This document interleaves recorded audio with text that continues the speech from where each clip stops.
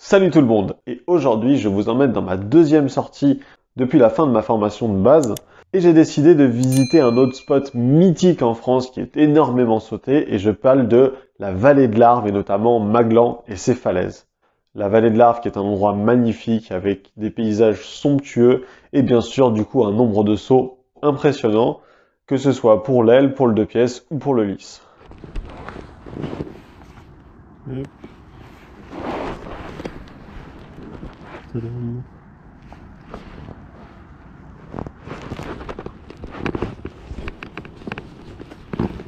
Et ça fait déjà 1 heure. On va? Ouais, je sais pas, quasiment. Ah ouais? Ah bah voilà. Et 30 minutes plus tard.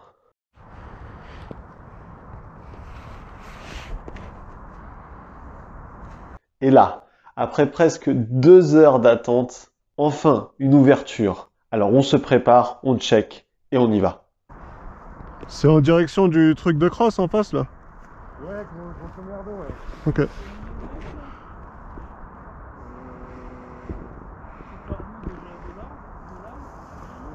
Mais en fait, à peine le temps de briefer, de regarder comment sauter, de se préparer, et ça y est, à nouveau, c'est bloqué. La visu est trop faible, on ne voit plus rien, impossible de sauter.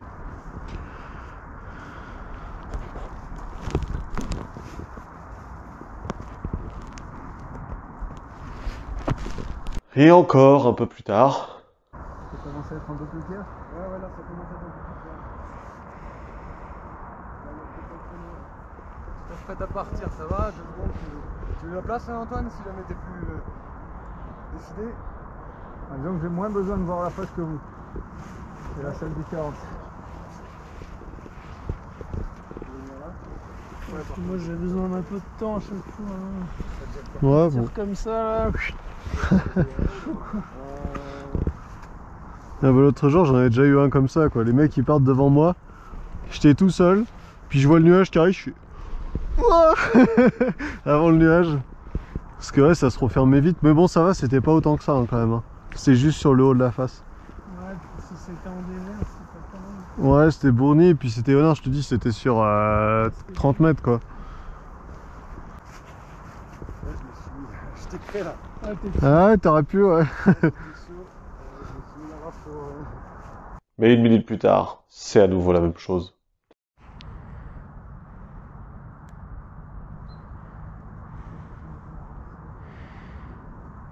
Et galère. Mais finalement, un moment, une ouverture suffisamment assez grande. Pas pour nous malheureusement puisqu'on voyait pas bien le pied de face de la falaise et comme en 2 pièces on reste assez près de la falaise, impossible. Mais ça a permis à un des gars qui était là de pouvoir s'élancer et s'envoler.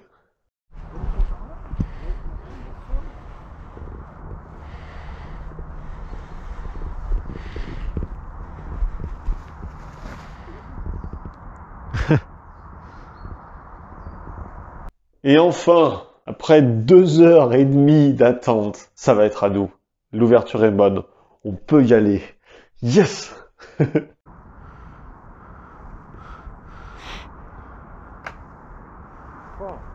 2, 1, départ!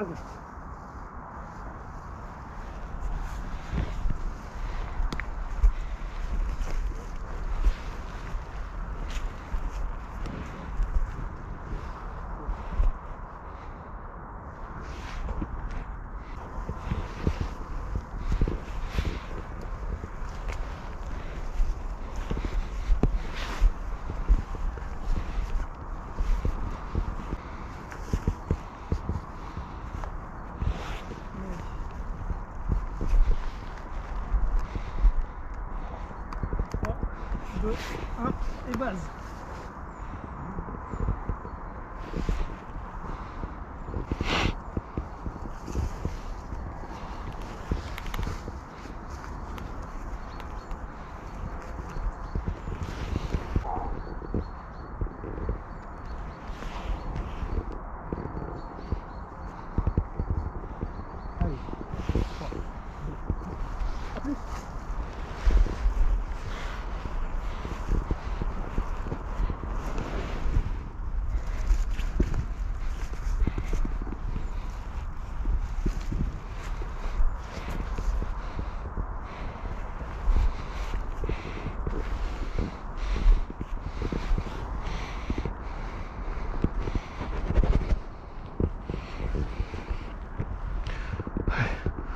3, 2, 1. Et voilà.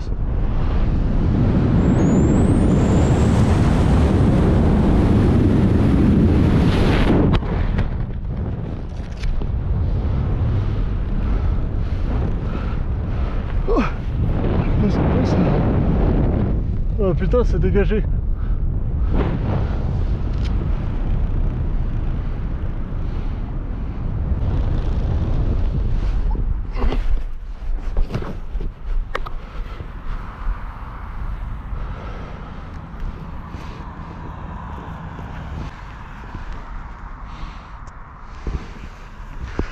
Et non, on vient de là-haut là.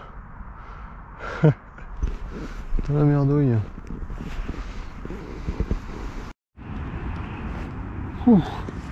Bon, et ben après une matinée d'attente là-haut, on est enfin en bas. Et ben là, c'est la première fois que j'attends aussi longtemps. C'est ça aussi le base, mais là on commence à avoir froid et tout.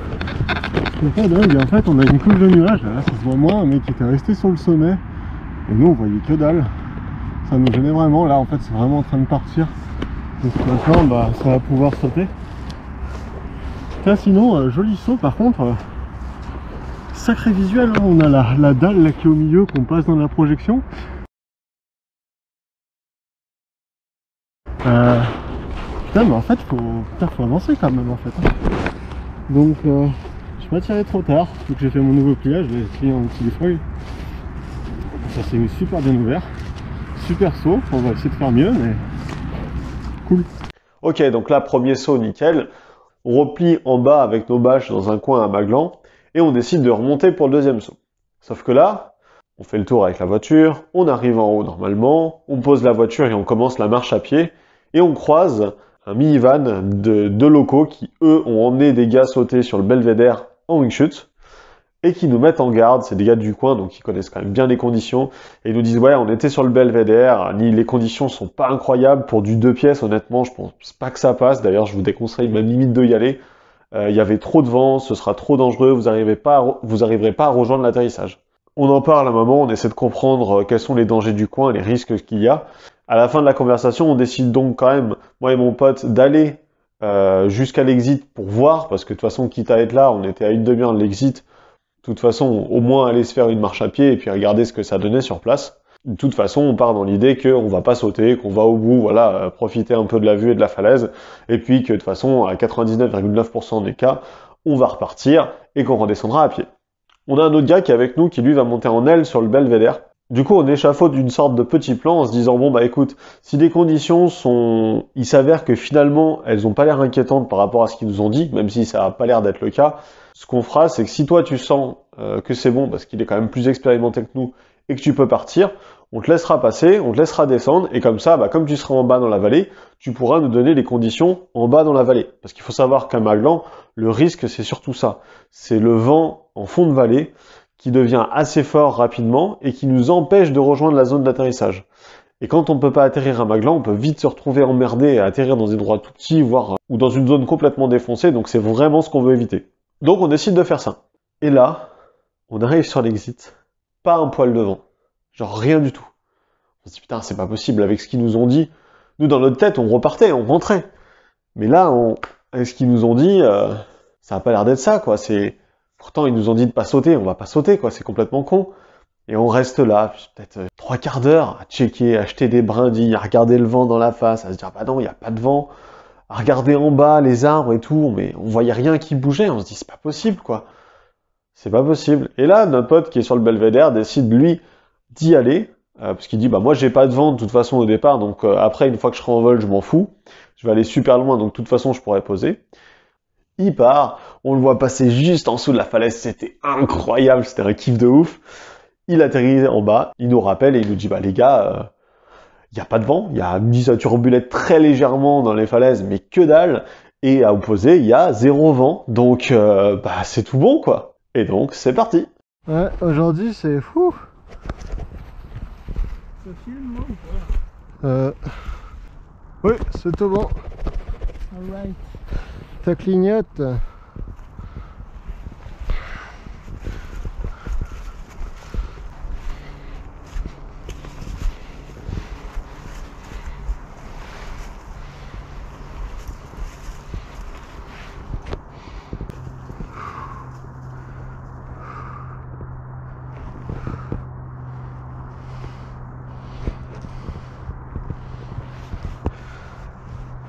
Allez.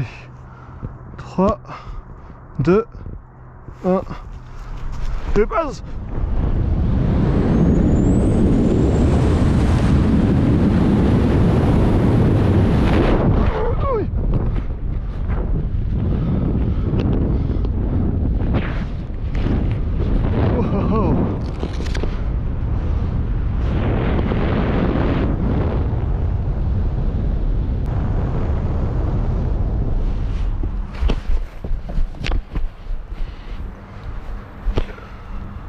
Ah, pas bon, putain.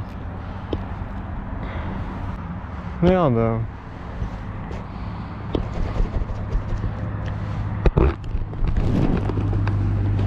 Ah, merde. Ok, bon, vous l'avez vu, c'était pas glorieux, c'est la première fois que j'ai ce genre de choses. Heureusement, ma voile s'est ouverte parfaitement droite, nickel, ce qui fait qu'en fait, c'était pas très compliqué de me détwister. Mais la question, c'est surtout qu'est-ce qui s'est passé et pourquoi j'en suis arrivé là. Et en réalité, ce qui s'est passé, c'est que j'ai complètement perdu mon équilibre dans ma track. C'est-à-dire que je suis parti, je me suis mis en position de track, et je ne sais pas pourquoi, en fait, j'ai mon épaule droite qui s'est complètement enfoncée, j'ai perdu l'équilibre, d'où ce moulinet, en fait, inconscient. Et comme j'ai vu que j'étais toujours déséquilibré, et que de toute façon, il fallait que j'ouvre, hein, et je décidais de tirer, mais du coup, j'ai tiré de travers, et quand la voile s'est ouverte, c'est ce qui m'a fait faire le demi-tour. Et donc, j'ai préféré rechoper les élévateurs dans l'autre sens pour vraiment bien maxer avant de détwister. Bon, et ben là, du coup, grande première, parce que je suis tout seul. Les autres sont partis un petit peu avant nous, du coup on est remonté là, on est à Maglan. Moi je vais sur la tête Louis-Philippe. J'étais avec quelqu'un mais qui va aller sur le Belvédère en aile. Donc du coup, là, première fois, 37e saut, et ça va partir tout seul. Donc j'ai déjà fait le saut 2 fois, accompagné. Je connais le spot, je sais à quoi ça ressemble, je sais à quoi il faut que je fasse attention.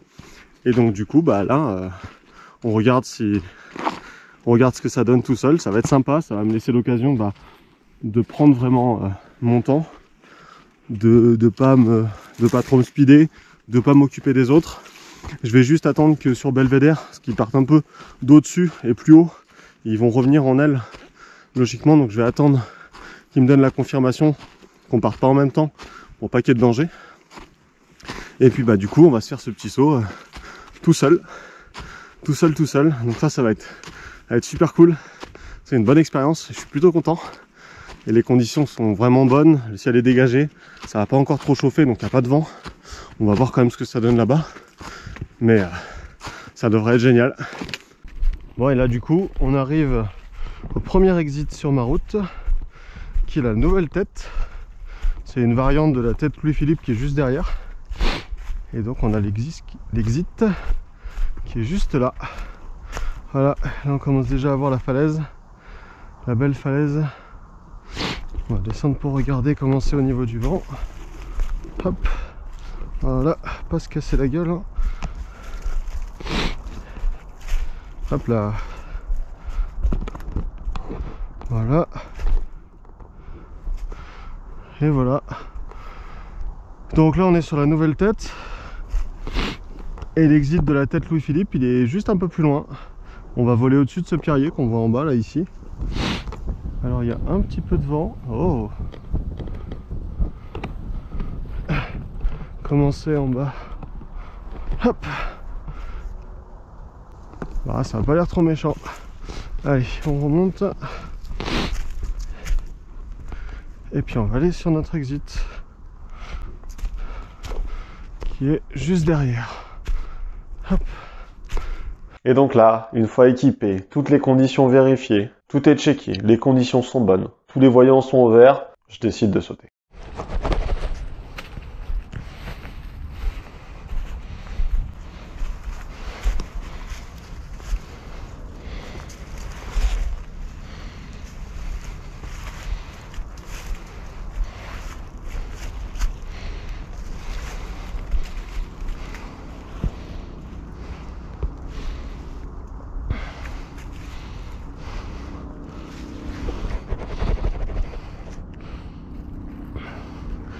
Allez, 3, 2, 1, et base.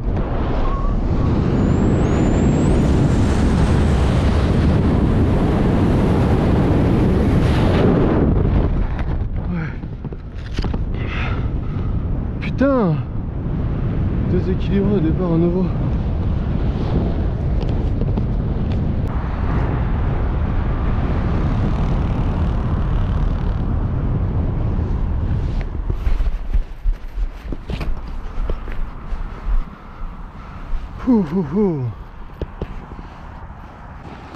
Ah, c'est départ de merde que je fais, c'est ouf quand même. Bon. Ok, vous l'avez vu, c'était pas incroyable non plus. Et là, je commence vraiment à me poser des questions. Je me dis, mais putain, c'est bizarre. Pourquoi t'as ça? C'est pas normal, t'as pas eu ça sur les autres sauts que t'as fait. Pourquoi ça t'arrive là? Et en fait, en revisionnant les images, en essayant de réfléchir à tout ça, je me suis rendu compte qu'en réalité, je voulais aller trop vite. C'est-à-dire que le visuel est quand même assez agressif. Vous l'avez vu sur les vidéos, on a cette espèce de marche au milieu et le bas de la falaise avance quand même, ce qui fait qu'on s'éloigne pas autant que sur les autres sauts que j'ai pu faire. C'est un peu plus technique. Et en fait, quand je saute, je regarde en face de moi et puis rapidement, je baisse mes yeux et je me mets en track.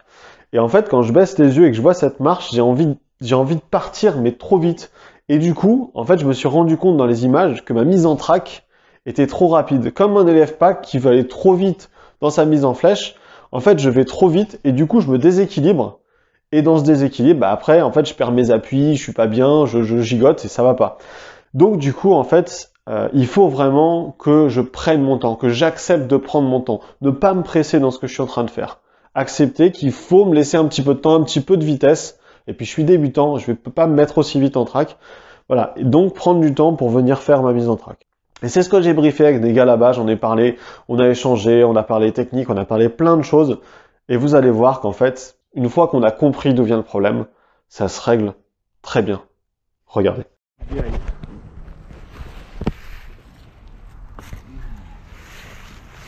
Vas-y, je me mets derrière toi.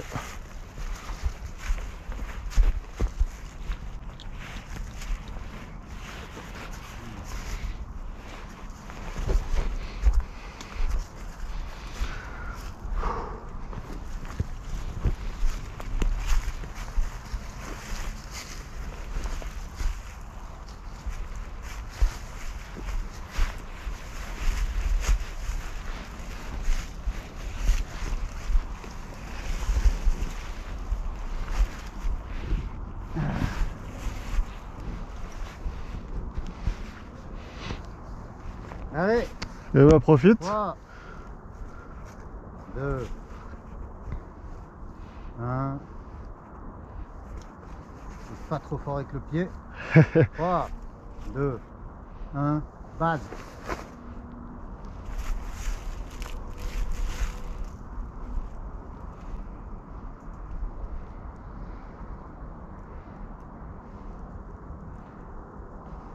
Yes. Super. Bon, là, je sais pas si vous voyez bien, mais il a ouvert à la moitié du pierrier. Il y a du travail. J'ai beaucoup de travail. Beaucoup.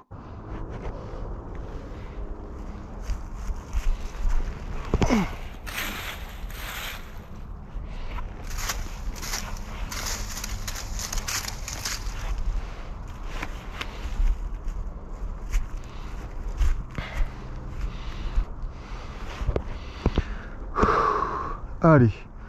Bien haut. Je pousse bien haut. J'attends et je reviens doucement. C'est bon. Allez. 3, 2, 1. Vas-y.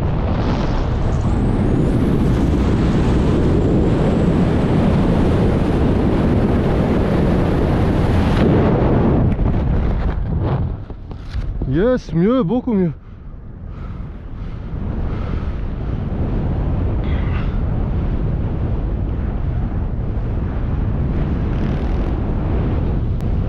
Ah, ça turbule un peu, mais ça fait remonter, donc ça c'est cool.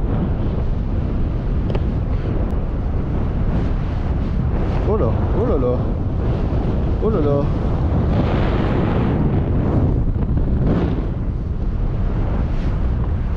Oh là là.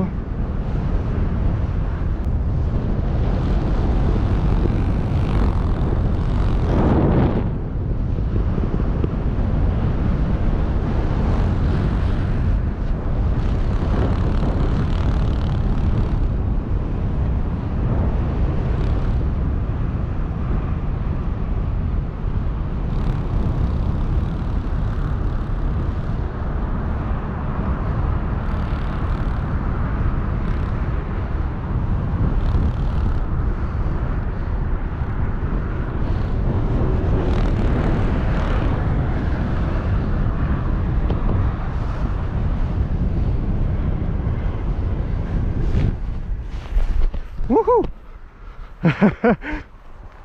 Ça turbule un peu. Un peu, ouais. Là, c'est le vent de vallée qui a pris.